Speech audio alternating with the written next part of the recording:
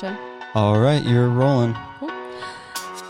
I'm Kat. I'm Haley. And this is Night Classy, a podcast where two teachers unwind, sip wine, and discuss the topics they wish they could teach at school. What are we drinking? I have a Nighthawk Black. I think it's a Pinot Noir. I don't really know. I don't have it in front of me, but it's good. It's red wine. We've talked about it before. I'm drinking, it's called Shiner Prickly Pear. It's a beer. I felt like today was a beer day. It's from the Spoetzel Brewery from Shiner, Texas. It's pretty good. It's like a wheat ale, and then it kind of tastes like a little fruity. Have you had it before today? No, I bought it yesterday. Alec and I went to the grocery store, and I bought a shit ton of beer. I bought a 12 pack of Modelo's, and then I bought like the 6-pack of Shiners just because they like looked cute. It's like purple and green label. It is very cute. Yeah. And Alec bought some IPAs, and then we went and drank a beer on the porch of our new house. I'm so excited to move in. We officially secured it, so we will be moving. It sounds like we officially secured it. We paid money. Yeah, we had to move. Our lease ended for this house, and we wanted to move to a different neighborhood because this neighborhood's really nice, but it's just more of like a family neighborhood. Mm-hmm. So we wanted to move to a place called Midtown, which is like a little more fun vibe. Yeah. It'll be interesting to see because like through like Tommy's eyes, he's lived in Midtown for a while. Mm-hmm. It's definitely seems like it's its own little community, and it seems like it kind of has its own breed of people. Yeah, it's like young people with roommates. Right? And some more. And some, and some other stuff. And some craziness. But it's like we'll be able to walk to bars and restaurants eventually when they reopen. Nice. Yeah. And this house is crazy, you guys. It's huge. Massive. It has a massive yard, a huge deck. It's old. It's less expensive than the place we're living now, significantly, I would say. Yeah. And it's big and old. It was built in 1916, I think. Mm-hmm. And it's like on this huge lot. It's this old farm looking house, but in the city, and it's got like this big wraparound porch. You couldn't imagine like a more southern house, I feel like. Yeah. It's beautiful. There's woodworking everywhere. Mm-hmm. It'll be good. What are the chances it's haunted? I would say over 100%. Am I allowed to say over 100%? Well, since it doesn't exist and that's literally impossible, no. Okay, well then I'm going to say 100%. 100% haunted. 100% haunted.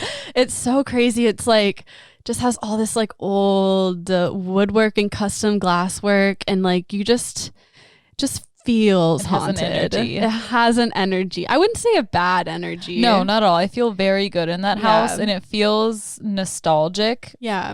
Because like I grew up in a house like that when I was in high school, so maybe that's why I feel nostalgic. But sometimes you just get those feelings about places and people that you've never seen or met. Yeah, you can feel someone else's energy lingering around in that house. And maybe that's just because so many people have lived in it that you can just pick up on that. But we'll definitely find out. Haunted. And it's got like the creepiest basement I've ever seen in my life. It's like the main part of the basement is like really old and dirty and has like a drain on the floor, and then you go back and it turns into like a dirt floor and like a dark cave with no lights. Yeah, it's creepy. Yeah, it's real creepy. That's like what my basement in the house that I grew up in high school, that's what it was like. So I think it's like less creepy from like no doubt it is creepy. Yeah. But yeah, when you're, I guess, used to it, maybe. Yeah. And we already live in a haunted house, I think. Even though it's a new house, like Haley and I have both had experiences. I just had an experience the other night. I already told these guys this, but I swear to God, I woke up in the middle of the night and somebody walked from my bedroom door and into my bathroom. And like didn't make any noise, but I watched someone like walk and take steps like just the shape of a person. And I thought Haley had come in my room in the middle of the night, which that would be so funny. No, it wouldn't have been. It would have been like really weird. Like what purpose would I have to do that? Right, exactly. I was like, that's just weird. But also you weren't home. So I was like, she came home in the middle of the night and then walked through my room, but she wasn't home. I like realized it wasn't her when I figured out that like they went from my bedroom door to my bathroom without making a single sound. and I like jabbed Alec with my elbow and woke him up. And he was then like told him there was someone in my room and then fell asleep immediately. And he was awake, just like really freaked out. I would be too. Fuck that. Yeah. And then Haley, you've seen someone up here multiple times. I walk into the house and there's just an outline, a black outline, like a shadow of a person that I see immediately when I walk in the front door, and they're just up here and like the landing at the top of the stairs, like probably 10 times. That's happened throughout the time I've lived here. You always tell me that and I get jealous because I've never seen it. And then this happened in my room and I was like, I wasn't scared, not even a little bit. Like I was like, whoa, wanted to show Alec, but he like didn't wake up in time. And then I was like, well, that was weird. And then I fell asleep. Like I wasn't scared. I was just like relieved that I finally saw the spirit. Yeah. And it doesn't feel bad. No. It just feels like a very quiet thing. Yeah. And I've never been scared, but I've been like, I was convinced someone was up here. Mm-hmm. Yeah, it's not scary at all. This house has very good energy. It's just like, I think just something residual maybe that's hanging around. Yeah, and we're right by the river. Yeah. And which carries a lot of energy with it. Yeah, we took a ghost tour and the tour guide was telling us that the river is like a portal because it turns up so much energy. And then also like all that, like we're in the South, so a ton of bad shit happened here, plus yellow fever, which wiped out all of Memphis at one point pretty much. And then also like the Trail of Tears, like that route went right through our neighborhood. So there's a lot of energy going on in this area. Yep. Yeah. So crazy times. So we'll have more stories from our new house very soon. Yeah, I'm excited. When this comes out, it'll be, I think we said May 20th, probably. And so we'll be moving into our house the 1st of June. So it'll be coming up. Stay tuned. I'm excited to tell you guys some stories. Other than that, I don't have a whole lot. Like the house has been the most exciting thing. Yeah, same here. Yeah. That's been about it. Just teaching from home and that's it. It's quarantine. Pretty much. Still. I've been driving for Uber Eats, making some extra money because moving is expensive. And that's it. That's all. And I think we should get into started. it. Yeah, let's do it. Are you ready? I'm ready. All right. I am too. So, I was just going to say we breathalyzed. Oh, yeah. I forgot about that. We breathalyzed. I'm going first. I blew a 0.1 and you blew a point. Oh, wait. Yes, I almost said 80. Yeah, You'd be dead. I could definitely have died a long time ago. This is Night Classy from the grave. Hey, you never know. That'd be dope. We should do that. Yeah. Coming in the next 80 years. We should do an episode. So we already started recording some episodes for Patreon, but one should be when we buy a ghost box. We'll do like a seance in our new house and upload it to Patreon. Yeah. Yeah. If you're into that type of thing, check it out. $5 a month or 10. Yeah. Alex giving us the... Oh, no, I was going to say, go. Do a Patreon pitch. Oh, Patreon pitch. Yeah, definitely. I mean, $5 a month, that's like what you pay easily just randomly grabbing extra stuff at the freaking grocery store. So if you like what we're putting out and you want to hear more of it and support us in this endeavor and get some special VIP content, yes, and a sticker. Go to Patreon and a sticker. Yeah, more stuff than that. It's a surprise though, I can't tell you. Oh. Yeah, well, we're definitely recording extra content. We just recorded our friend Clint sharing a really interesting story. So the Patreon content we've recorded so far and we're planning to record, we're having a guest on and they teach a lesson. And his was crazy. And we have some other guests lined up with like more cool stuff. We're really excited. So check it out. Yeah, check it out. All right. You ready? Yes. Cool. Okay. So my lesson, it started out as something kind of targeted, but in my research, I kept stumbling upon stuff and it should be like, this could be a whole course in an actual college, I think, but we're going to break it down to just a night classy lesson. Cool. So it's basically about Facebook. And then more specifically, it's about their up and coming oversight board that they're going to be releasing soon. Have you heard about this? No. Okay, cool. So I think we all know kind of like the origin story of Facebook. You know, it's like created in the dorms of Harvard by Mark Zuckerberg. And that was back in 2004. And in my research, I'm going to go ahead and just list my sources real quick so I don't have to do it during. But my sources are Industry Leaders Magazine, Mashable, Zephoria Digital Marketing, Industry Leaders Magazine, which I already said, Investopedia, Forbes, and Business Insider. Okay, so originally Facebook was founded, it was called Face Smash. Ew. Yeah, doesn't it sound like a karate move or something? Yeah, it does. Face smash. Yeah, it sounds like an anime. Yeah. So they changed that. And it was founded in 2004, like I said. But in my research, I found that the first year that it actually made a profit was 2010. Whoa. Yeah. So I don't know when like Mark Zuckerberg went full-time Facebook. Like, I mean, he dropped out of Harvard and then like got his actual degree. I don't know if it was honorary or what, but that was in 2017. But the first year it made a profit was 2010. Okay. And obviously it's been like a powerhouse. Imagine just getting to drop out of Harvard and for 6 years making no profit, just working on something. How?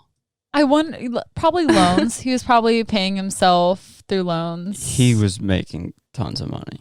He was? Yeah. Okay, so maybe it was just Facebook, the Yeah. company. Okay. Then? It's just investors investing money to keep it going because they know how big it's going to be in the future. What if it all crashes and burns? Bad news for the investors. All right. Interesting. Didn't know that. Okay.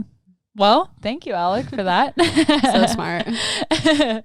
And originally, you know, it was all a place for like college students to connect. And there's been a lot of scandal around user data, you know, all this stuff about his political censorship, which is like a huge thing. Basically, Mark Zuckerberg's position on political ads is that, yeah, these politicians might be lying, but it's not up to me to decide for the users of Facebook to like, they can decide for themselves if they want to believe them or not. It's so cheap.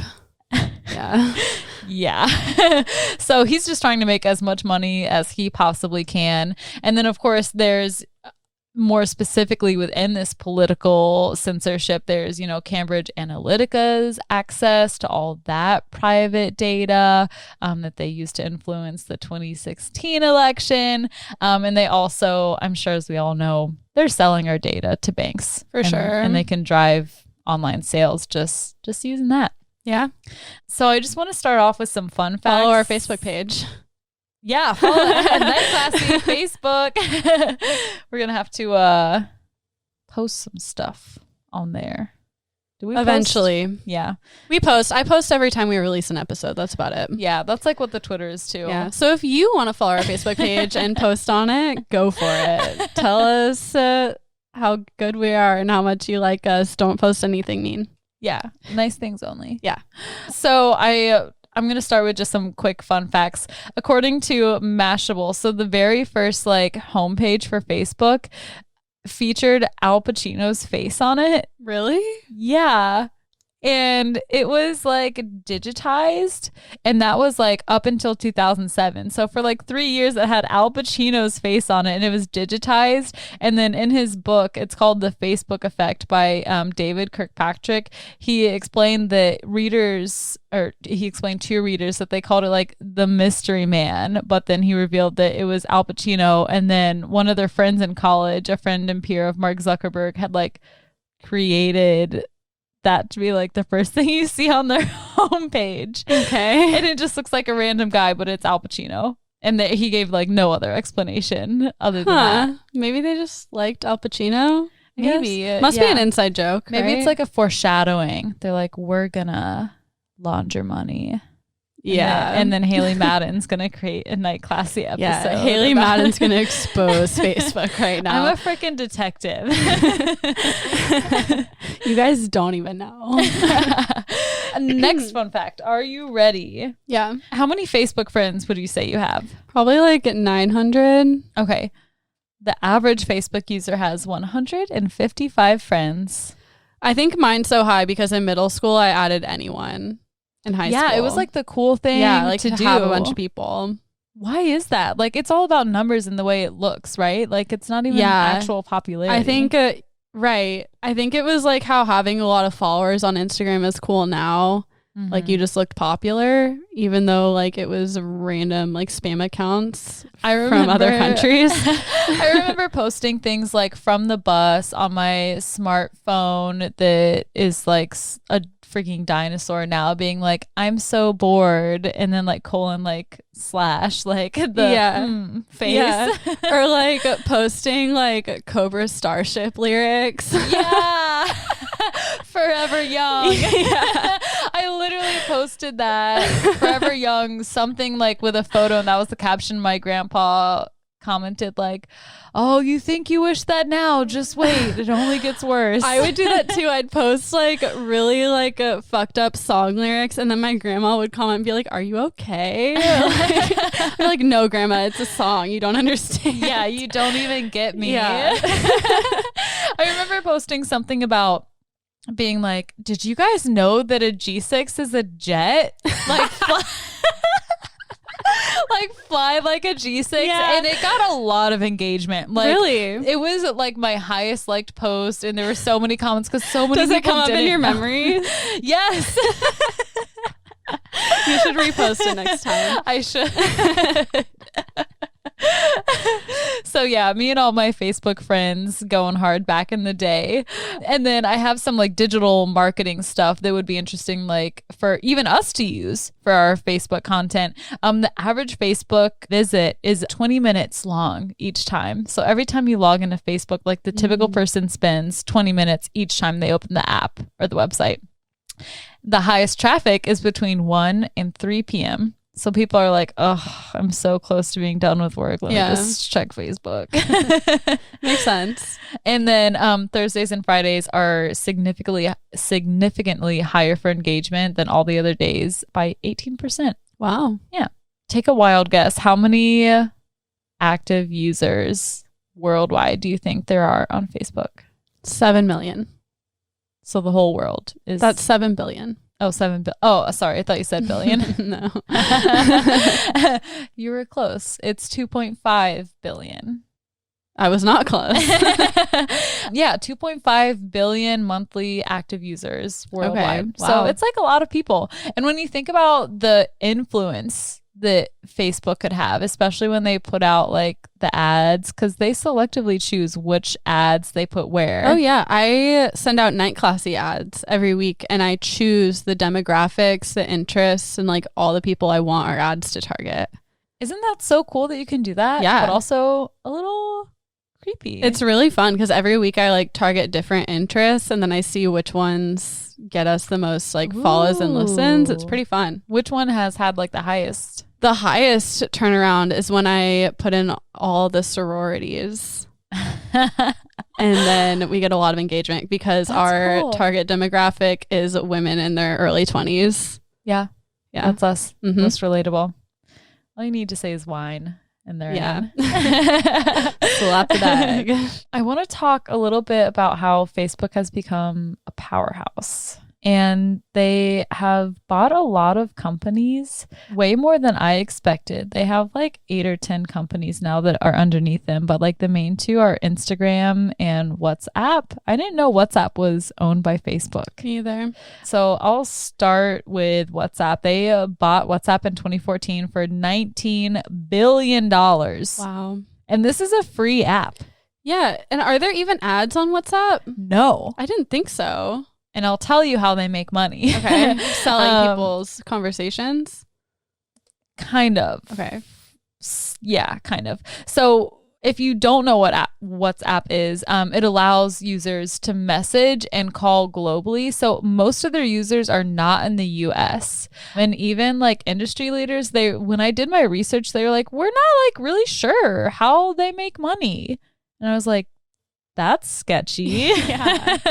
So I looked into it more, and obviously it's all about the money. Investopedia had some good information on this, and they did some kind of like background stuff. So there was a lot of trouble in paradise when WhatsApp's co-founder, and his name is Jan Combe. I'm not sure. We'll call him Jan. He helped found WhatsApp, and then he also became a Facebook Incorporated director when they bought it. They did not see eye to eye when the two companies merged for protecting user data.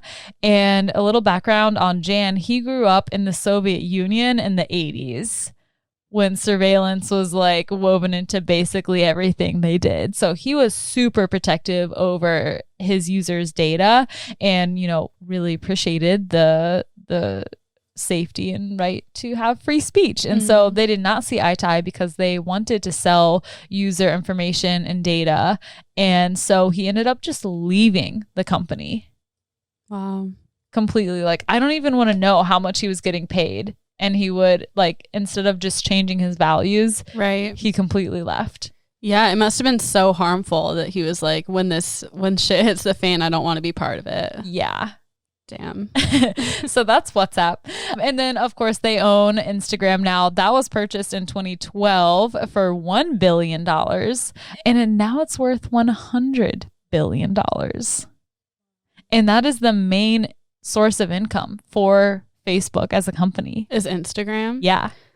That's what makes that makes sense, because I feel like Instagram's demographic is people that like are easy to convince to buy things because it's younger. Mm-hmm. How many times have you clicked on or even bought like something that was advertised to you on Instagram? Honestly, probably once a month. Yeah. Yeah. It's common. Yeah. Like if I'm not buying it, then I'm definitely looking at it and checking it out. Like you at least go on the website and like think about it. Yeah. And what's so comforting to me is I always think I'm like, well, if I don't buy it now, then it's going to show up again just because I clicked on it. All I have It'll to be do around. is talk about it again. Yeah.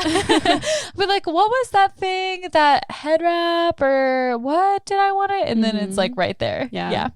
So Instagram makes the big bucks for them. And then have you also seen those ads on Instagram that are like, we're going out of business. We're having a huge going out of business sale. And like, it's jewelry and stuff. Have you seen that? Yeah, I have. And a lot of times I've seen the ones and you can get free jewelry. I've done that before. Yeah. Like you just pay like a high shipping price and they send you free jewelry. They're not actually going out of business though. That makes sense. That's their whole that's their whole business plan. Yeah. Is to just say they're going out of business. Well, I have some cute necklaces from you do. that I got you have for like very paying cute $10 jewelry. shipping. Yeah, that's fair. Mm-hmm. That's fair.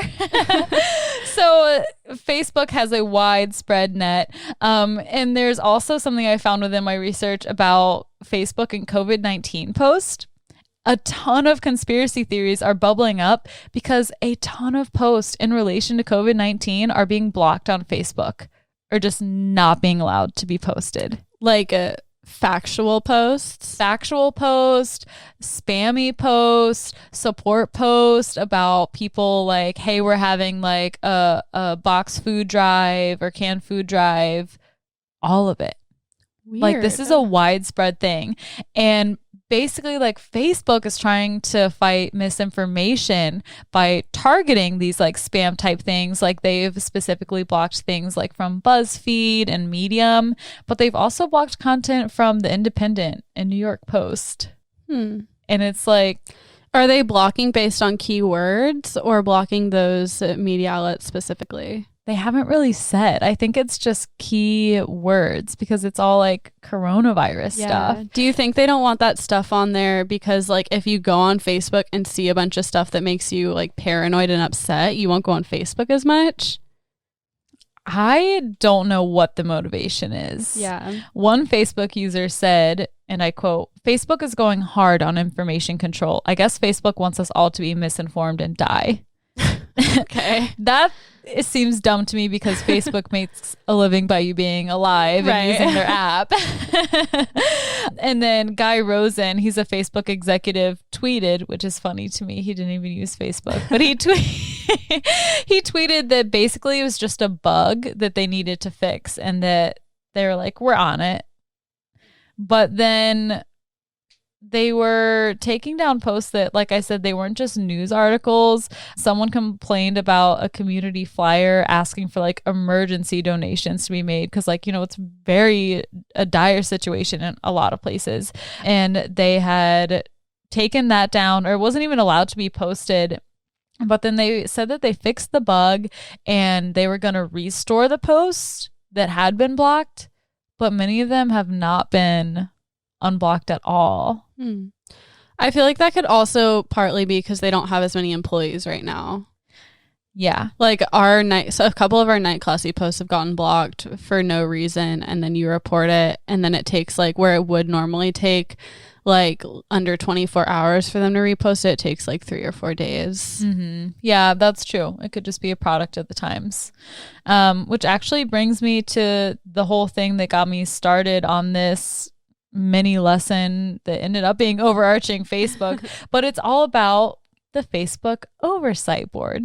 So I first heard about this when I was listening to a podcast called Reply All, where people call in and they like help solve their problem. So this girl called in and she was like, hey, I haven't been able to log into my Facebook for like 6 years.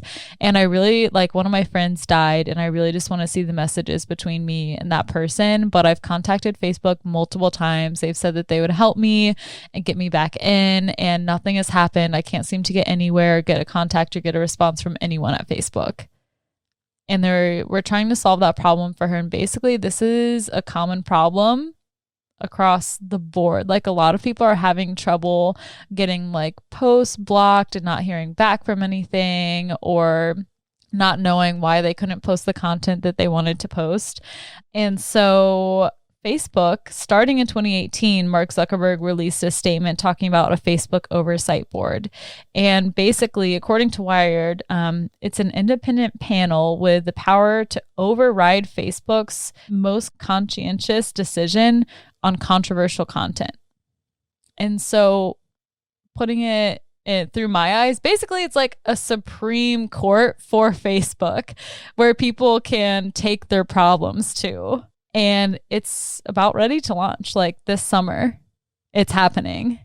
So for all the people whose post gets blocked for no reason, they can appeal to this court? Yeah, that seems to be what it's starting out as. But also it has this like overrule factor to it that's really interesting, where they can overrule any decisions that Mark Zuckerberg makes. It's like totally unheard of in social media history. Like Facebook is the first company to do this, from what I know and from what I've seen like in my research. So basically what's going to happen is that in his plans, Mark Zuckerberg talks about the difficulty that his company has about policing a service with over 2 billion users. There are problems all the time. Somebody's getting offended. They're taking something down that shouldn't actually be taken down due to algorithms that are just, you know, they just flagged it because they're not perfect. And he stated, the past 2 years have shown that without sufficient safeguards, people will misuse these tools to interfere in elections, spread misinformation, and incite violence. One of the most painful lessons I've learned is that when you connect 2 billion people, you see the beauty and ugliness of humanity. That makes total sense. One person cannot be in charge of the things that 2 billion people are saying. And clearly it's backed up so much that one person's Facebook account has been down for 6 years. Yeah. That's crazy. Yeah. So the board is completely independent of Facebook, and people can go to pretty much directly to the board. So to get to the board and bring your problem to them, you have to go to Facebook first, and then like if there's an issue there, then you go to the board. So you have to go through them first. But Facebook has put in $130 million to get this funded. They're going to fund it for 6 years, and it's all filtered through a trust. So none of the money comes directly from Facebook. It's filtered through the trust, but then it's still like, well, you still like the money's still technically coming from like Mark Zuckerberg and Facebook. And I'll talk about that more in a minute. But they're putting a lot of money into this. And like for good reason. Like, it seems pretty overwhelming. So they do already have like algorithms and people to review this. But like I said, it's not enough for the numbers that they're processing.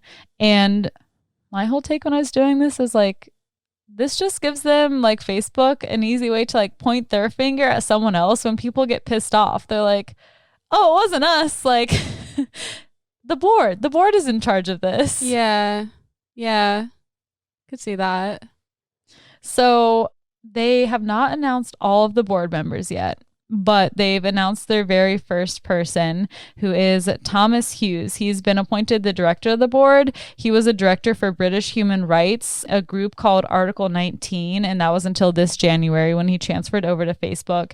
And a big criticism that they've gotten is that, like, how is this supposed to be independent from Facebook if Mark Zuckerberg is funding it and appointing all of the directors? And like, the funding it part is not like a huge problem because it's a service that Facebook needs. Right. I feel like there almost needs to be like an internet UN. Yeah. Like oversee, like all the countries like oversee the internet. I feel like this is the start of something like that. Yeah. Because a different article brought up the idea of like, what if other companies get into Facebook and bring their problems that they're having to this Facebook board, and it becomes this like widespread? It's not just for Facebook anymore. It's the Supreme Court for the internet. Yeah. I feel like that kind of needs to happen. You can't just let The everyone internet is do a and wild say what place. it's the Wild West. Like, future generations are going to look back on the internet as it is right now and be like, what the fuck? You're just allowed to do and say whatever, like incite violence and hate speech and conspiracy theories and meddle with shit, and no one was telling you not to. Yeah, and like hackers. And when you said meddling with shit, like it needs to be policed. Like you should still have the right to have free speech, but at the same time, like, algorithms are not perfect at that. So if you have a real human in front of you, not in front of you, but in front of these issues, it can be deemed a certain way. And like, maybe they have like a checklist where they have to go through so that it's like fair. Yeah. And standardized. But as of right now, they're starting with 20 board members, and then they're going to get up to 40. Okay. So that doesn't seem like enough to me. It's a start, though. It's a start, and I think it's really exciting because there could be a lot of jobs in this if it takes off, which, like, right. I could see it taking off. Facebook has been a leader for a long time now. And so 2004, 16 years. 16 years. I was going to say they've been a leader for a lot of things, but then I was like, my brain. Things. Things. So yeah, Facebook is setting up this entire board. They'll probably influence some of the procedure, if not all of it, but it's all part of their mission, is to connect people with their friends and their family, discover what's going on in the world, and to share and express what matters to them in a place that they can feel comfortable to do so. And that's what I've got on the Facebook oversight board. Do you have any questions for me? Because I took in a lot of information, but I'm like trying to keep this interesting. I don't feel like you have to say too much more. To me, it's really exciting because it feels like you said, the start of something new, and that eventually this kind of a thing is going to have to be like reaching across the internet. Like, it cannot just be up to individual companies or countries, nations, to police the internet in their country, because we're all connected. There needs to be something. And I just wonder what that board is going to look like. You said that the first person announced is British, right? Yes. And so I think that eventually, like, there's going to have to be representation across the world. Yeah because it's worldwide, right? Why wouldn't it be? Yeah. That's wild. Well, thanks so much for that lesson. I learned a lot. Yeah, you're welcome. Cool. Class dismissed. Yeah, we're gonna take a quick break, and I'll be right back with my lesson.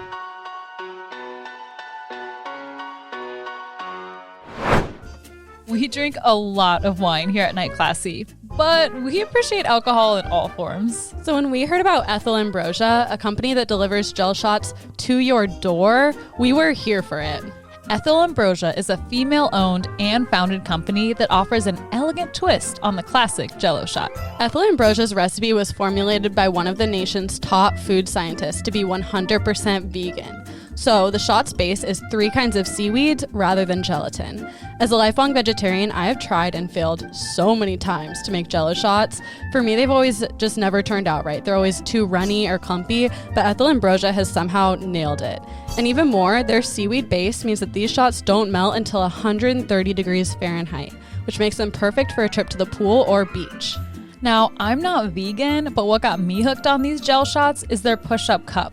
Like Dee Dee, Ethel Ambrosia's founder, I'm a complete germaphobe and always have hated to stick my finger into the Jello shots to loosen the Jello. Ethel Ambrosia's push-up cup allows you to push the gel out of the cup without ever having to use your fingers, and it just looks good. We've tried the shots and we love them.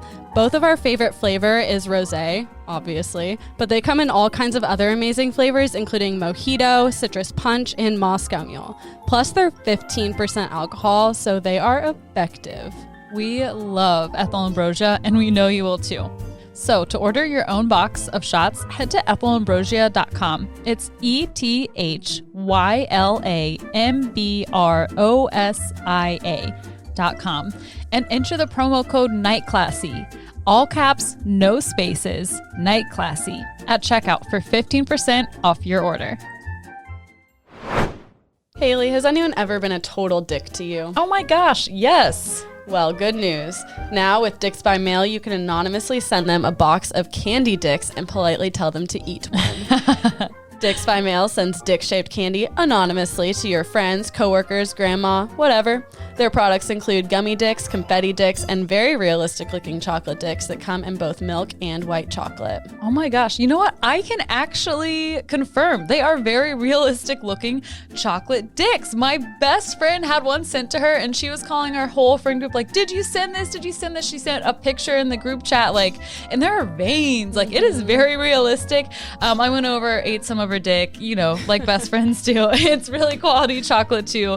And it's so fun, like the mystery of who it came from. And it's just such a funny product. It's great. Right. It's meant to be a fun experience. Dicks by Mail was created to put a smile on people's faces. It's not meant to be a threat or a way to bully. If you're sending this with the intent to ruin someone's day, then maybe it's you who needs to eat a bag of dicks. Probably. And if you want to eat a bag of dicks or put a smile on someone's face and a dick in their mouth, visit dicksbymail.com, dicksbymail.com, and enter the promo code NIGHTCLASSY, the name of this podcast, Night Classy, for 25% off of your first order. Go check it out now. Hello. Welcome to Miss Barnhart's lesson. So last week I went long and dark with my Mr. Hand story. This week I wanted to go short and light. So I want to revisit one of my passions, which is reality TV. And I want to talk about some of the craziest reality TV and game shows ever made. And oh God, I have in my notes, it says definition of a reality show, definition of a game show. I meant to fill that in later, but I never got to Let's make up definitions. Okay, so how would you differentiate between a game show and a reality show? A reality show to me is more about like people's lives and their personality. A game show is more about winning things with real people. So I guess, I mean, with reality shows, like typically there's something in it for them and there's a prize in some form. But like a game show, I just think of Price is Right. And reality TV, I think of like Jersey Shore. Yeah, like a lot of reality shows you can win, like Survivor. But I would consider Survivor a reality show, not a game show. Right. Like sometimes there's a prize, but reality shows are more about human interaction. Yeah. Okay, cool. I think our definition's better than whatever I could have pulled off Wikipedia. I think so too. Yeah, but bottom line is y'all know what reality shows and game shows are. And I've been watching a lot of reality TV during quarantine, specifically dating shows. And I just listed them off because why not? So Haley and I, the two of us have watched most of these together. Alec and I have watched all of these together. So Love is Blind, great show. Love it. I really didn't expect to like it as much as I do. And the fact that it worked. At least for one couple. Yeah. Yeah. Like I think that Cameron and Lauren are going to stay together, but I don't know about any other people. Yeah. Who is it? Barnett and Amber. Yeah. They seem like maybe they're just crazy enough to work. Yeah, You know, either like- that or they're going to end up divorced 10 years later with 3 kids. That's a possibility. I could see that. And then another one I have is Love Island. I wasn't a big fan. I think I've talked about that on this show before. And then Haley, Alec, and I and Tommy and Kelly have also been watching Bachelor Presents Listen to Your Heart. Oh, it's so good. I think I like it better than The Bachelor. I like it better too. It's more interesting. There's more stuff happening. Yeah, there's more relationships at play and they kind of overcross sometimes. It's not just about one person and their relationship with everyone else. Yeah.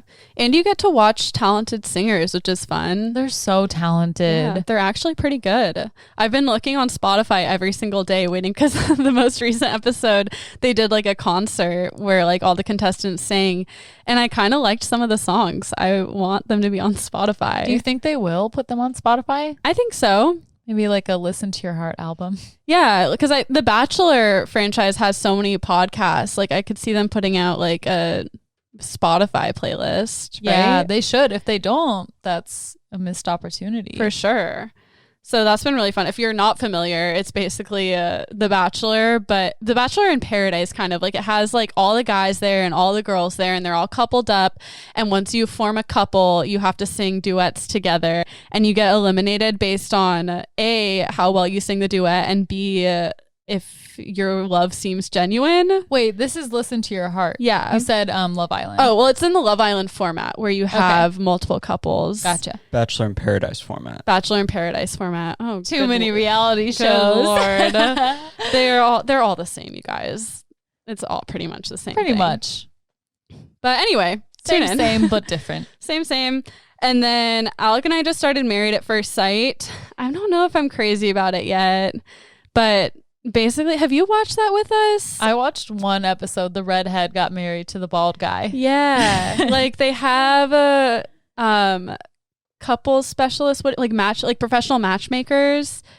Oh, Set. I didn't know that's how they got set up. I thought it was just a random like arranged marriage. They go through extensive vetting and they go from like thousands of applicants. They narrow it down to 100 men and 100 women. And then from there, they pick 4 couples to get married.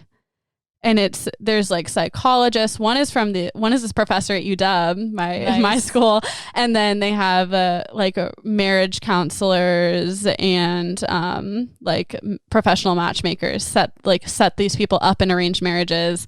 They get married without ever meeting or knowing anything about each other. And then the show kind of follows them. And the reason I'm kind of bored with it is because they do it so well and pick such normal people. There's not really a lot of drama. That being said, I only watched until the wedding, so probably the drama starts after. Yeah, I would. Yeah. I mean, there's no chance. There's no chance for drama before. I They know, haven't met each other. but all these people just seem so vanilla and boring that I'm just like, I mean, they ended up on that show, so yeah, they're probably a little weird. There's something going on, but yeah. they couldn't find. Nah, I'm not gonna go there. But anyway, and then the 3 of us also just watched Too Hot to Handle, which was surprisingly wholesome. It was when I after the first episode, I texted Tommy and was like, I don't know if this show is really worth watching. Like, I didn't it just seems kind of dumb. But then I feel like several of them learned things. Or at least like pretended they did to stay on the show. If you're not familiar, Too Hot to Handle is a show that Netflix just put out where they take, what was it, like 10 men and 10 women, something like that. Yeah, I think so. And they put them all in a resort and they're all like, I don't want to say sex addicts because they're not diagnosed, but they're people who like to sleep around and they're all very attractive and outgoing. And they put them all there. And like the challenge for them is to form genuine relationships without having any physical contact. And they're supposed to like learn something from that, which is a little whatever, but it was interesting. The motivation for the show is that they split at the end of it. It starts at $100,000 and then each physical interaction by like kissing or having sex, you lose money for the group. So there's like group accountability because people get mad at you if you're losing everyone a bunch of money. And then you're also learning lessons. Who do you think would lose money first? You and Alec, me and Tommy, or Kelly and Clint if we were all on that show? Kelly and Clint. Yeah, I could see that. That's funny because they're the most like put together out of the three of us couples. Anyway, so just before I get into my research, the craziest reality TV show that I've ever watched is called Naked Attraction. Have I told you about this show? Yeah. Yeah. And so basically it's a British reality show. I think it used to be on Netflix. I don't know how I watched it originally because I tried to find it again on Alec and I's first date. Actually, we tried to watch it and because we were showing each other like funny TV shows we liked. And then I had to go on this like sketchy website and put in all of my information to get it. And then I got a virus on my computer and now porn pops up randomly. It's really fun. Anyway, it's inconvenient to me that porn pops up on my laptop. Let's just say that.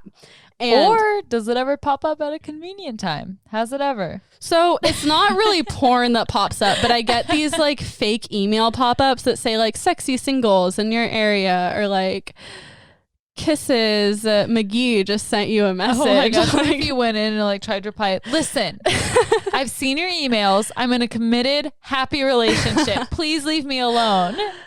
I wish I could do that.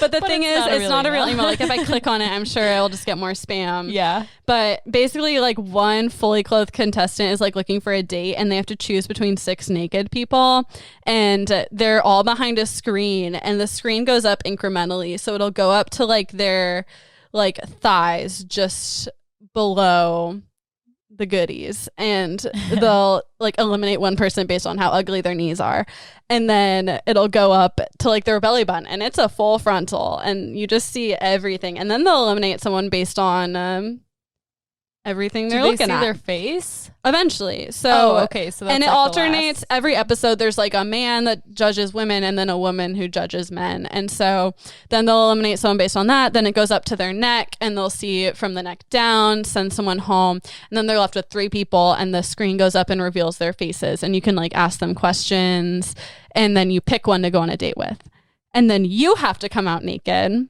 and then they see you. Oh. And it's really fun. And the best part of that show is that when people get eliminated, they have to awkwardly hug the like main person. What? And they do naked? like naked and they like have to do the awkward like hip tilt so they're not like putting their being junk all up. inappropriate. Yeah. Oh no. It's really funny. And so that was the craziest show I think I've ever seen. It's not even like it's that crazy. It's just like a little unorthodox. And so I just like Googled craziest reality TV shows and this is what I came up with. Most of this stuff came from creativewriters.org, crack.com, and then I watched all of them on YouTube. And so the first one, and personally my favorite one, is called Candy Not Candy. And it is a Japanese game show and has celebrity contestants. And basically they go into a set. There's like a bunch of people that like officiate the show and then a celebrity contestant. And they're in a set that looks like a living room, like has a lot of furniture and just like random shit in it. And the contestants are encouraged to like bite random objects. And these are like, they bite like doorknobs, houseplants, coffee tables, shoes, picture frames. And they just go around biting stuff to see if it's made of chocolate or not. What? Yeah. Can I get on that show? Right. It looks so fun. Like I actually really enjoyed watching it. It's amazing what you can make look like a picture frame out of chocolate. Like how many videos have I watched on freaking Facebook where they do crazy stuff baking? That was part of the fun, is just seeing how impressive stuff looked like. They would take out an object and it would be like a houseplant. And you're like, no way is that chocolate. Like it looks like a houseplant. And then the guy would like bite it. And it's like funny watching them bite it because they like inch closer to it and like bite it. And then they like make a face and like bite down. And like you don't know what it is yet. And then they'll pull away and like start chewing and it's chocolate. What a fun idea. Yeah, it's really fun. And there are no winners. They don't get anything. It's just like really fun. And is it all chocolate or is it different types of candy? Sometimes it's all probably, I think it's all like confectioner's chocolate, like the stuff that you make molds out of, you know? Yeah, like fondant.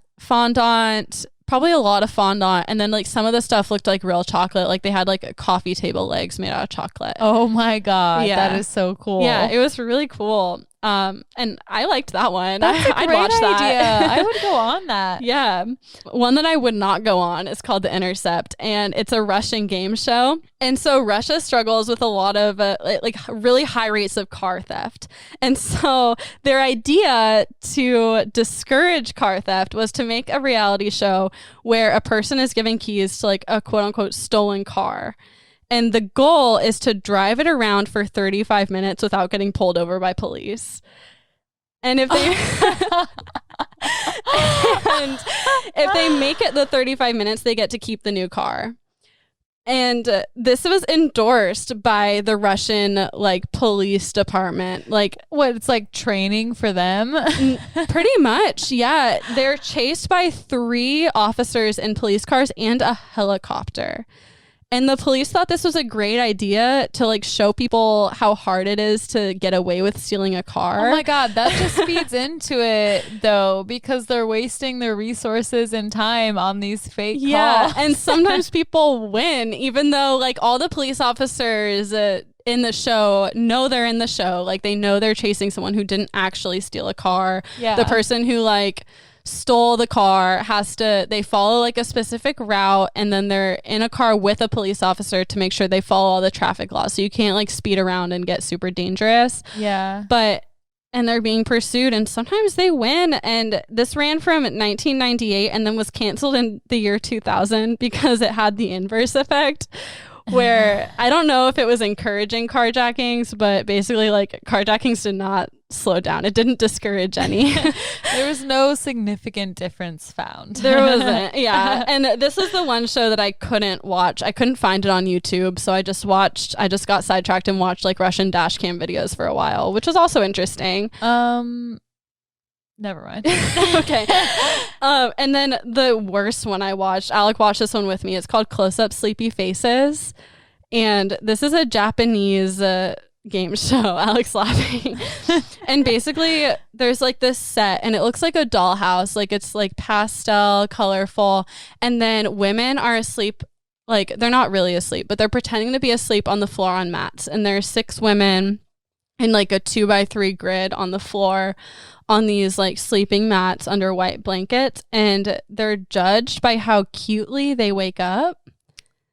And if so, they're actually sleeping? No, they're pretending to okay. be sleeping, and they have to like pretend to wake up in a cute way to win. And if they don't wake up cutely, they like the judges like smash a pie in their face. And I dedicated 10 minutes of my life to this show, so no one else has to, because it was awful. So both judges are wearing these like weird long blonde wigs.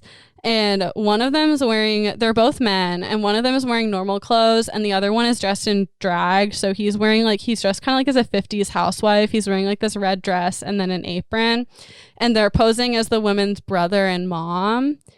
And they go around to the women, and all these like women are like they're really young. They're probably in their early 20s. They're really pretty. And they go around and like pick the one they want to wake up, and they just like talk about like they like find a cute one, like pick a pretty one, and then it's like then they like do things to like get a laugh. So like they'll like try to crack them, like because the women are pretending to be asleep, so they'll like do stuff to like try to make them like uncomfortable so they don't look like they're asleep anymore. So they'll like the mom, and they call him mama, he like straddles them, he critiques their looks, like says they look weird or that they're pretty. He gets really close to their face, like puts his face in their face, he blows in their ear, whispers in their ear, and then it gets like really, really creepy. He'll like pull the blanket down and like look at their underwear, or like rip their shirt open so you can see their bra. Ew. And like he'll get like under the blankets and like hump them. And the girl just has to like lay there and try not to laugh or cry. I don't know. Yeah, it just sounds try awful. Not to cry. Is there a prize? I don't know. And then the judge he says the women's name. So the one I watched had a woman named Jessica, and he would go, Jessica, time to wake up cutely. And then Jessica like wakes up as cutely as possible. So like she'll like yawn and stretch and like talk into like a baby anime voice and like be like, Mom, I just had this like dream where like I was a bear and I was running through the forest, and like it's all so strange. Ew. And really gross. And there's a cute meter on the side that's like neon colors, and it'll like go up if they say something cute and like go down if they're like judged not to be cute. And it's like very, very gross. And so like I said, like if she's not cute, she'll get a pie in the face. And meanwhile, there's like a crazy laugh track going on the entire time. There's no way. Maybe it's in front of a studio audience, but there's no way people are laughing this Probably hard. not. Yeah. It's just not. like this insane laugh track. Alec, do you want to say something? Oh, it's just like, to paint the picture, they're all laying on the floor, and so this man in drag is like straddling them, putting his whole body on them, and just ripping the buttons off their shirt and looking at their boobs. Yeah. And they're having to pretend to be asleep. It was so creepy. There's nothing funny about like it. Grasping at straws for this reality TV show. To me, it seemed like they were trying to basically make porn that could be shown on cable TV. Like, I don't see why you would watch this unless you had like a creepy like baby fetish or like sleep fetish. Like it was like the mom is waking up these girls who are pretending like talking in a baby voice in their underwear. It was extremely creepy and gross. Yeah. But also, what country is this in? Japan. Yeah. I don't know what year the show, I couldn't find any information on this show. All I could find was clips. So I don't know what year the show was produced. I wonder if we can put in a clip of that one girl who was like, I don't want to wake up in Japanese. No. But yeah, the one had this like horrible like lolly voice that was just bad. The other day, maybe it was the night before last, it wasn't a show like this, but I think it was in Japan. Tommy and I were watching Japanese The Bachelor. Really? Yeah. Oh my God. What do you watch that on? I want to watch. Just YouTube. It wasn't like the full thing, but it was clips and things. Yeah, that's what Tom. And then we were watching something from, I think it was, what is it, Love Island? No, Bachelor in Paradise. We were watching clips from that and just like Bachelor clips. And then one of them was like Japan, The Bachelor. Ooh. Yeah. Definitely something I want to check out. If you're into reading, then check it out. Oh, I'm into reading if it's subtitled. Just kidding. I read. Okay. Anyway, my next one it's called Cantando por un Sueño. And it's called, that's Spanish for singing for a dream. It's not Spanish for singing for a dream the way I pronounced it. But if I could speak Spanish, you would hear me say singing for a dream. Por sueño. Yeah, like that. And it's popular in Mexico and South America. And basically it's like American Idol. And they have a spinoff one called Dancing for a Dream that's like So You Think You Can Dance or something. And it's contestants, they sing or dance for celebrity judges, but instead of prize money or a recording contract, they all have this like really sad sob story, and they're like competing to get like their shit fixed. Like basically, like if your family business is failing that you've had in your family for generations and like you're gonna go broke and lose the business, they'll give you money to fix your business. Or one woman, her children needed a kidney transplant. And so if she won, the show would fund a kidney transplant for her children. So it's like the most fucked up thing. Like they're fighting for their lives, essentially. When this show could just obviously give it to them, right? Yeah, it's like it just like adds stakes, but like it's super messed up. Wow. Yeah. That is high Yeah. stakes. So that's all I have on that. I didn't watch that one. An episode I did watch all of is called Hurl. And Alec watched this whole episode with me.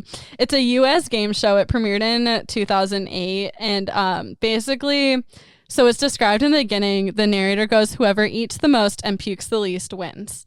And you start with Haley's face right now. Can you smoke anything beforehand? Like probably. cigarettes? I mean, I'm pretty sure all these people had smoked something. Yeah, to be on that show. Yeah. And so you have 5 competitors, and it starts out with essentially like a competitive eating competition, and they get 5 minutes to eat as much as they can. And the 3 who eat the most get to move on to the next round. And then they do some sort of physical activity. Oh my God. And they do that for like 15 minutes. So the description was like, it's like a recreational activity, like an obstacle course or a spinning carnival ride. And they do that. And if you throw up, you're out. And then if you don't throw up, you go on and do another eating competition. And then you do it again, basically, and you do another physical activity that's more intense. Like the example they gave was a sumo wrestler spins you around. Oh my! Oh, I would definitely throw up. Do they measure how much you've eaten by like the weight? So your difference? food starts out on a scale, and then you eat off the scale, and then they can see how much you ate. Yeah. And it like the show like has rules. Like it doesn't count as a hurl if you swallow it, so it has to come out of your mouth. And when someone vomits, the vomit is censored by like bucket icons, and like the number of buckets is like how much you throw up. So like be like, whoa, that was a doozy, like 5 bucket blowout. Oh no. And there's a ping pong game sound effect or pinball game sound effect. Oh my God. Yeah. And so I watched a whole episode for you guys. They ate ribs and blueberry pie, and the show is very specific how they point out that like all the food they eat is organic. Okay. That was just an interesting detail. And then the challenge I watched, the like main challenge was they had to swim 15 laps of a pool in 5 minutes. And if you didn't swim the 15 laps in 5 minutes, you were out, but they all made it. And then they ate more. And then the person who like didn't eat, because no one threw up in the first round, so they didn't eliminate anyone. They all went to the eating competition, and then the guy that didn't eat enough was eliminated. And then they went on to do a belly flop competition for like 2 minutes. So it was like consecutive belly flops. Oh no. And again, no one threw up. So because no one threw up, the winner, they just judged the winner based on like how much they ate in that second round. Yeah, and like survived. Yeah. But if you throw up, you're out. So like you can win by either eating the most or not throwing up. It's so funny that they're like, all this food is organic. So if they do throw up, it's not because it's pumped with chemicals. Right. Yeah. That might be why they're so. I thought it was like a joke, but that maybe they're trying to cover their asses. They also have people like dressed in full hazmat suits to clean up the throw up. Oh, yeah. I mean, yeah, it's bodily fluid. You don't know what people got. You don't know what people got. And then quickly, the last one I have here is a show that hasn't come out yet, but I'm actually really excited for it. Ooh. Haley and I have both been seeing commercials, and it is called Labor of Love. Do you know what I'm talking about? No, I thought they were showing commercials on Listen to Your Heart, but maybe it's a different show they're showing commercials for it on. But basically, it's like The Bachelorette, but she wants to have a baby.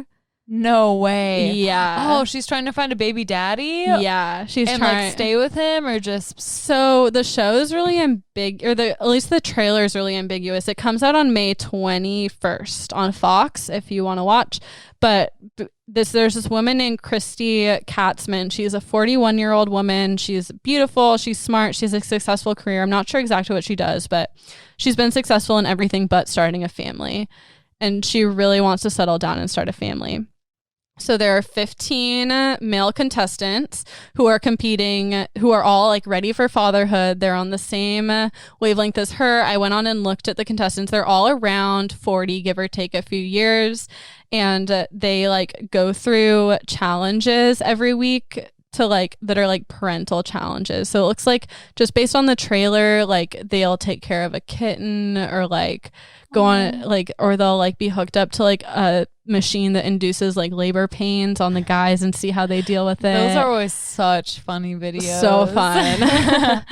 And then like at the end of the week, just based on like interacting with them and watching the challenges, she'll like break up with one guy. So it's not like a rose ceremony like The Bachelorette. She'll just like be like, I don't really see it working with you, and she'll send someone home.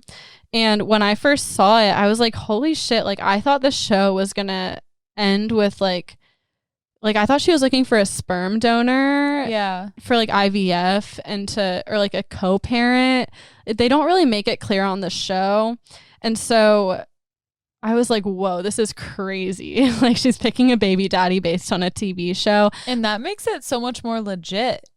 Yeah, I like guess. their motivations, unless they're That's just like, true. I want to get famous for wanting to be a baby daddy get on famous a TV show. any way possible. I don't know. But basically, it seems like the stakes are a little lower than that. Christy says she's open to anything, be that a sperm donor, a co-parent, or a long-term partner. So she just wants a baby. Yeah, so it sounds to me kind of like it doesn't, like, she's not like forced to get pregnant or married right after the show, or like contractually obligated to like do something along those lines. It sounds like more like a more serious version of The Bachelorette. Like, it has an older cast that are ready to settle down and start a family. Definitely. But it's still a very strange concept for a TV want show. to watch that. Yeah, let's please watch it. Okay, May 21st. I'm there. Let's do it. And that's my lesson. I hope you learned a ton of stuff. I did. I learned so much. It's so crazy to see the difference between US reality TV shows and others. I mean, they're all bananas. Like, US has bananas reality TV shows. Japan has a lot of bananas reality game shows. I learned that. I was like, I can't make this entire episode Japan. So I didn't like choose just from Japan, but they've got a library to choose from. There was this podcast that we were talking about, like, Sing for Your Dreams.